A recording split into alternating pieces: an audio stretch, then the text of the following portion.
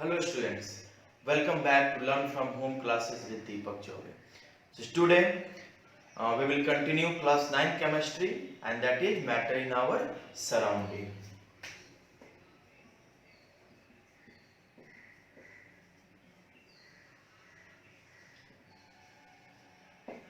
In previous class we were discussed about interconversion of states of matter. We have seen two processes, melting and freezing. Melting, conversion of solid into liquid, and freezing, conversion of liquid into solid. Now let's move to the next process of that is involved in interconversion, and that is evaporation. Evaporation. Look, evaporation means what? That it is the process of conversion of liquid into vapor. Liquid into vapor at any temperature. किसी भी temperature के लिए, इसके लिए temperature की जरूरत नहीं है. जैसे कहीं भी वाटर रखा हुआ है तो वो किसी भी टेम्परेचर से, नदियां, ऑल रिवर्स, ओशियंस, वो हमेशा क्या होते रहते हैं, वेपोराइज होते रहते हैं किसी भी टेम्परेचर पे है. तो उसमें हम लोगों को अलग कोई टेम्परेचर नहीं लेना पड़ेगा. सो evaporation, the process of conversion of substance from its liquid state to its state of vapor at any temperature below its boiling point. I have quoted here boiling point. We will discuss boiling point in that is our next topic, boiling. Boiling point of water is what? 100 degree Celsius. तो ऐसा नहीं है कि water 100 degree Celsius पे boil होगा तभी vapour बनेगा. इससे नीचे किसी भी टेम्परेचर पे वाटर लिक्विड जो है वो वेपर में कन्वर्ट हो सकता है, और इसी को हम लोग कहते हैं evaporation, means conversion of liquid into vapour. Now तो ये आखिर होता कैसे है? एक बात और मैं बता दूं, it is a surface phenomenon. ये क्या है? सरफेस फेनोमेनन है. यानी घोल, अगर मान लीजिए कि ऐसा थोड़ी है कि ये पूरा एक नदियों का पूरा पानी एक बार में पूरा का पूरा वेपर में बदल गया. नहीं, ऐसा नहीं होता है. यानी ऊपर का जो सरफेस है वाटर का अपर लेयर, वो वेपर में चेंज होता है इवेपोरेशन में. लेकिन अगर वही बॉइलिंग में क्या होगा तो होल लिक्विड क्या होती है, वो वेपर में चेंज होने लगती है. तो उसको हम लोग देखेंगे. तो इसलिए इसको हम लोग सरफेस फिनोमेना कहते हैं, क्योंकि ये वाटर के सरफेस पे होता है, उसके अपर सरफेस पे होता है. तो देखते हैं कि एवापोरेशन हुआ कैसे ये काम करता है, कैसे evaporation. Explanation. Look, in evaporation, the heat energy supplied to a liquid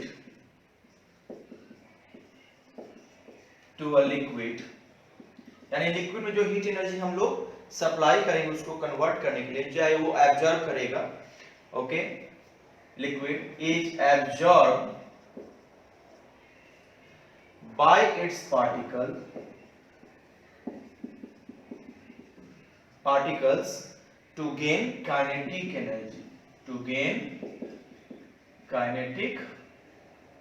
energy, and therefore the particles begin to move faster. पहला प्रोसेस क्या होता है कि जैसे भी कोई भी लिक्विड का सरफेस है वो हीट को क्या करेगा, एब्जॉर्ब करेगा, और वो हीट जो है उस पार्टिकल्स के काइनेटिक एनर्जी को इंक्रीज कर देता है, यानी उस पार्टिकल्स का जो मोशन है वो फास्ट हो जाता है, ठीक है, तेजी से मूव करने स्टार्ट कर देता है। यानी हीट, अगर टेम्परेचर बढ़ा, हीट बढ़ेगा, पार्टिकल्स मूव करने लगेंगे तेजी से, उसके बीच का जो फोर्स है वो इंक्रीज हो जाता है। इसके कारण क्या होता है, this increase the inter particle space, और ये मूव करेगा फास्ट, तेजी से, तो एक दूसरे से ज्यादा तेजी से डिस्प्लेस करेगा, और जैसे ही इसके बीच का गैप बढ़ते जाएगा, इसका मतलब इसका स्पेस धीरे धीरे क्या हो रहा है, बढ़ रहा है। ओके, यानी ये काइनेटिक एनर्जी पार्टिकल्स के बीच का स्पेस इंक्रीज कर देता है, जिसके कारण द इंटर पार्टिकल फोर्स या attraction force, the inter particle force of attraction decreases drastically, बहुत तेजी से डिक्रीज करता है, till becomes negligible, और तब तक होता है जब तक कि एकदम न के बराबर हो जाए, यानी फोर्स ही नहीं है, यानी पार्टिकल्स बहुत दूर दूर हो गए एक दूसरे से। इसका मतलब धीरे धीरे वो क्या हो गया, liquid and changes into vapour, और जैसे ही धीरे धीरे पार्टिकल्स के बीच का स्पेस और बढ़ते जाएगा, फोर्स घटते जाएगा, धीरे धीरे इसका बॉन्डिंग चेंज और इसका स्टेट लिक्विड से किस में कन्वर्ट हो जाता है, वेपर में। पहले लिक्विड था और स्पेस बढ़ा दिए, अब वो किस में चेंज हो गया, वेपर में चेंज हो गया। तो ये होल प्रोसेस जो है इवेपोरेशन में एक्ट होता है, यानी पहला क्या हो गया कि वो काइनेटिक एनर्जी में कन्वर्ट होता है, जिसके कारण उसका मोशन फास्ट हो जाता है, और उस फास्ट मोशन के कारण इसका जो इंटर पार्टिकल स्पेस है वो इंक्रीज कर जाता है, और फोर्स ऑफ अट्रैक्शन क्या है, डिक्रीज कर जाता है, और हमारा जो लिक्विड है वो वेपर में चेंज होना स्टार्ट कर देगा। तो ये पूरा का पूरा प्रोसेस है इवेपोरेशन। तो यहां देखेंगे कि ठीक है इवेपोरेशन है, तो कुछ फैक्टर्स हैं जिस पे इवेपोरेशन डिपेंड करता है, क्योंकि इसका कोई टेम्परेचर, कोई भी टेम्परेचर पे हो सकता है, तो कुछ फैक्टर्स हैं जो इवेपोरेशन को अफेक्ट करते हैं, तो उसको हम लोग देखेंगे।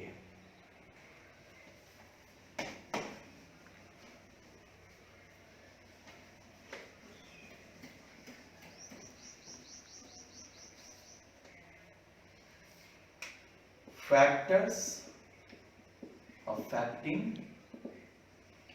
rate of evaporation. Rate of evaporation.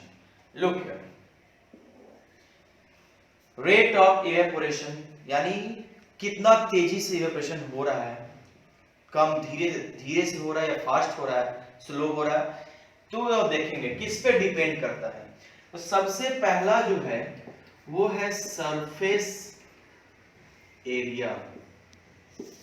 Surface area का मतलब क्या हुआ कि मान लेते हैं कि अगर हम लोग कोई अपना कपड़े को अगर हम लोग सुखाने के लिए डालते हैं, तो पूरा उसको क्या करते हैं, फैला के डालते हैं। अगर सिंपल सा उसको भिगो के ऐसे ही रख दें और एक फैला के रखें, दो कपड़ा सेम टाइप का, तो क्या होगा, सबसे पहले कौन सूखेगा, जो फैला के रखा हुआ है। तो इसका मतलब क्या है कि सरफेस एरिया अगर इंक्रीज करता है तो यानी उसको ज्यादा एरिया मिल गया इवेपोरेशन करने के लिए, पार्टिकल्स बहुत तेजी से मूव करना स्टार्ट कर जाएंगे, और उसको ऐसे ही रख दिए बिना, सरफेस एरिया कम है तो बहुत कम पार्टिकल्स इवेपोरेट होंगे। Okay, so we can say that rate of evaporation is directly proportional to surface area.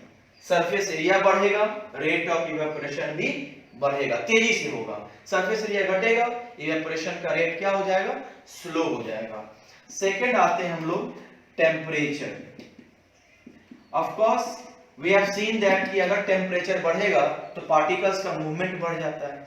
तो जैसे जैसे टेम्परेचर बढ़ेगा वो उतने तेजी से क्या होगा, हीट एनर्जी को गेन करेगा और धीरे धीरे वो क्या होगा, बहुत तेजी से वो इवेपोरेट करना स्टार्ट कर जाएगा। इसका मतलब कि rate of evaporation is directly proportional to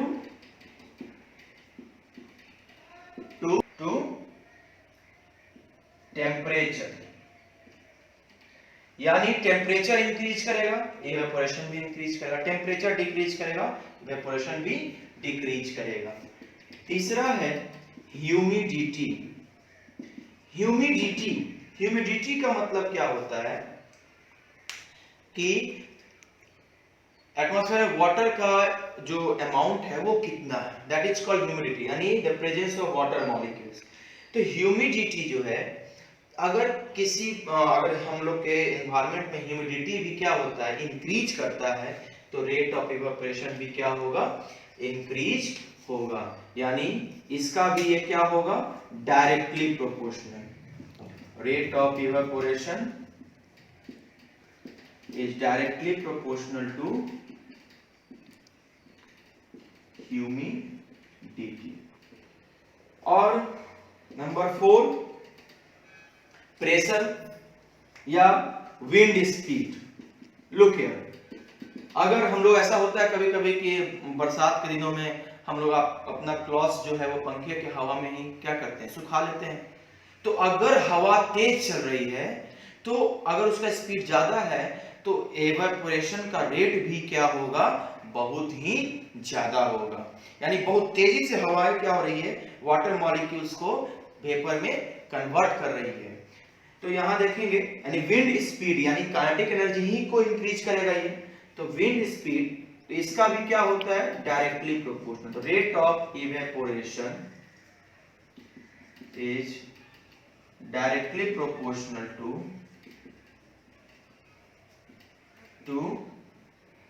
wind speed. Speed बढ़ेगा, इसका भी बढ़ेगा। तो ये है कुछ फैक्टर्स, और भी है प्रेशर। अगर प्रेशर जो है वो भी बढ़ेगा तो रेट ऑफ इवेपोरेशन क्या होगा, इंक्रीज करेगा। तो ये कुछ हम लोगों के फैक्टर्स है जिसपे इवेपोरेशन का रेट डिपेंड करता है, surface area, temperature, humidity, wind speed. Okay, so let's move. तो एक दो टर्म है जो हम लोगों को बहुत ही जरूरी है, इंपॉर्टेंट टर्म, उसको देखना। तो देखते हैं कि वो दोनों टर्म क्या है, कि वेपर और गैस आखिर कहेंगे क्या, दोनों में क्या डिफरेंस है, वेपर और गैस में डिफरेंस क्या हो रहा है, उस पे हम लोग देखेंगे कि क्या होता है।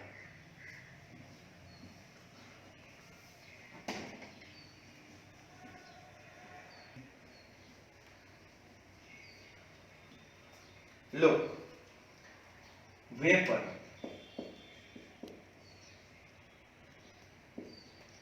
वेपर क्या है, तो और नॉट ऑर्डिनरी टेम्परेचर, यानी कोई भी सब्सटेंस ऑर्डिनरी टेम्परेचर में क्या होता है, यानी in ordinary temperature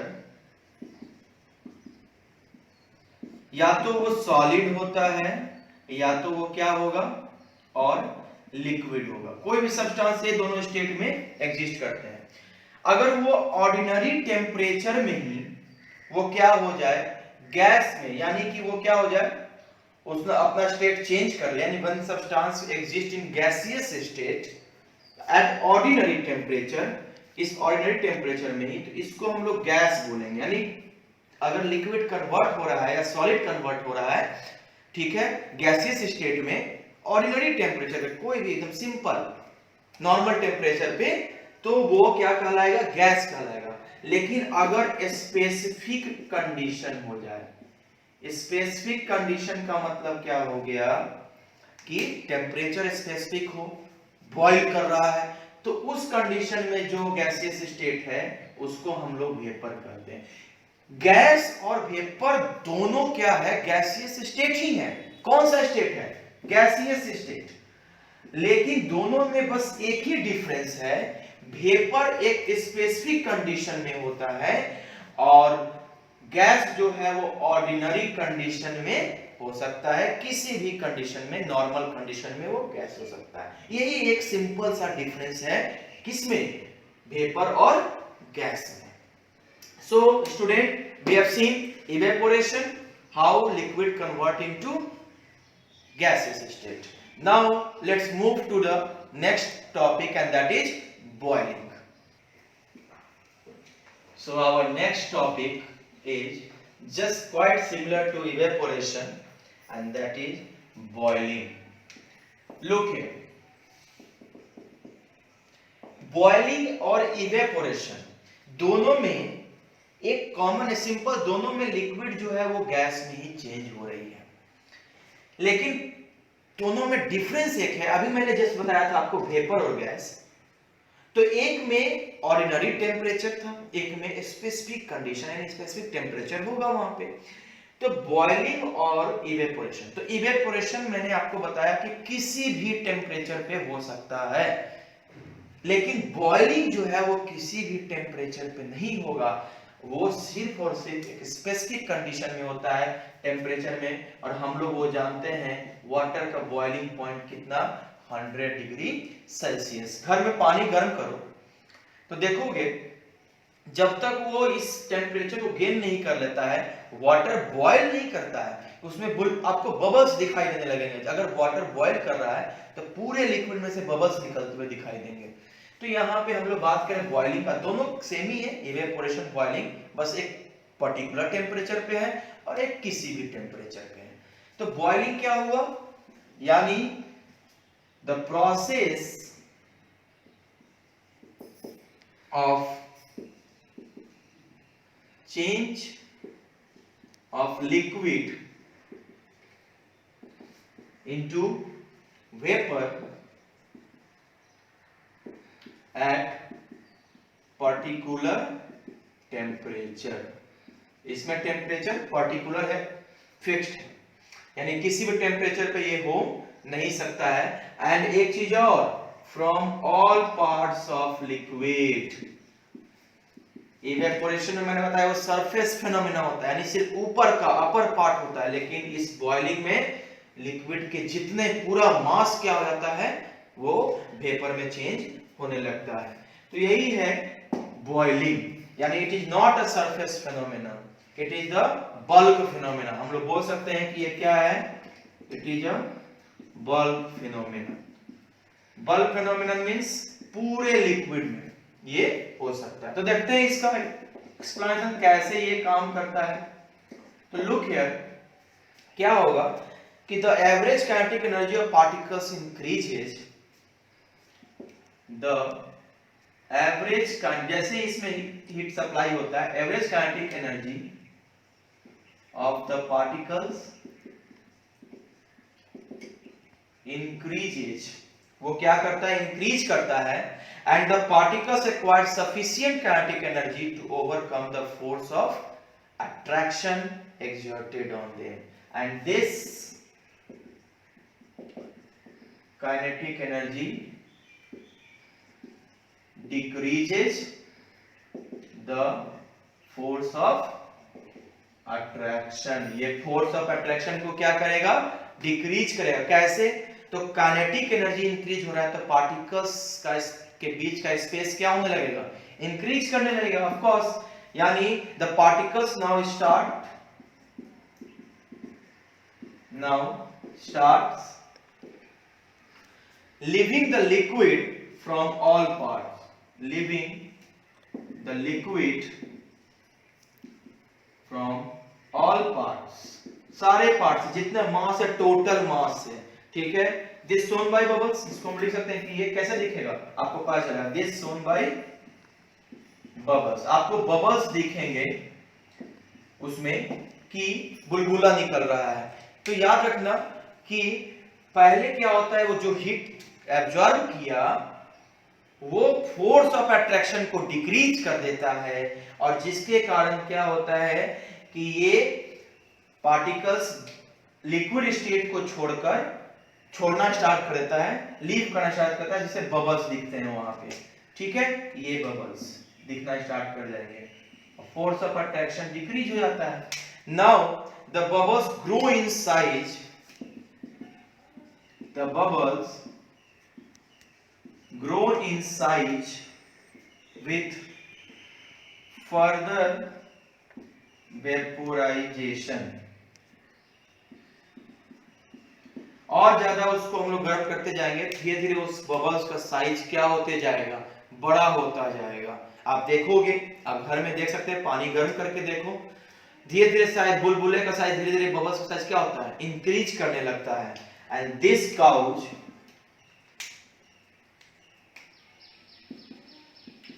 cause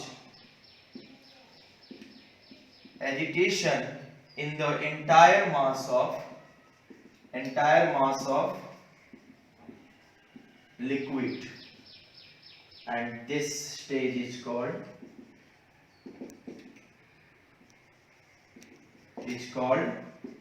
boiling. ये बबल्स धीरे धीरे पूरे लिक्विड में चारों तरफ फैल जाते हैं. अब धीरे, और इस स्टेज को ही हम लोग क्या कहते हैं, बॉइलिंग कहते हैं. यानी पानी क्या हो रहा है, बॉईल करना स्टार्ट कर दिया, लिक्विड बॉईल करना स्टार्ट कर दिया. तो so students, very simple process है बॉइलिंग, कि आप घर में इसको देख सकते हैं कि आखिर वाटर बॉईल कैसे करता है. आप जैसे ही उसमें हीट सप्लाई करोगे, सो उसका काइनेटिक एनर्जी इंक्रीज कर जाएगा, जिसके कारण उसका फोर्स ऑफ अट्रैक्शन डिक्रीज कर जाता है. और फोर्स ऑफ अट्रैक्शन डिक्रीज किया, इसका मतलब पार्टिकल्स बहुत तेजी से एक दूसरे से दूर भागेंगे, और ये आपको दिखेगा बबल्स के फॉर्म में, बबल्स निकलना स्टार्ट हो गया. इसका मतलब पार्टिकल्स डिस्प्लेस होते जा रहे हैं एक दूसरे से, और ये बबल्स का साइज धीरे धीरे बढ़ते जाता है, और पूरा लिक्विड का जितना मास है, कंटेनर में जितना लिक्विड है, पूरा का पूरा वो क्या होगा, बबल्स में फॉर्म हो जाते हैं. इसी स्टेज को हम लोग क्या कहते हैं, बॉइलिंग कहते हैं. तो बॉइलिंग, इसमें भी क्या, और पेपर में कन्वर्ट होने लगा, राइट. जैसे बॉइल हो रहा है और लिक्विड किसमें कन्वर्ट हो रही है, पेपर में कन्वर्ट हो रही है. यानी पर्टिकुलर टेम्परेचर, यानी टेम्परेचर यहाँ पे कितना, 100 डिग्री सेल्सियस वाटर के केस में. तो दिस इज कॉल्ड बॉइलिंग. तो अगर हम लोग बात करें कि भाई तो बॉइलिंग पॉइंट क्या है, तो बॉइलिंग पॉइंट यानी the temperature at which liquid starts boiling. जिस टेम्परेचर पर लिक्विड बॉइलिंग करना स्टार्ट कर देगा, उस टेम्परेचर को ही हम लोग क्या कहते हैं, बॉइलिंग पॉइंट कहते हैं. So students, so today we have discussed two process, evaporation and boiling. So in next class we will see the next processes like condensation, sublimation.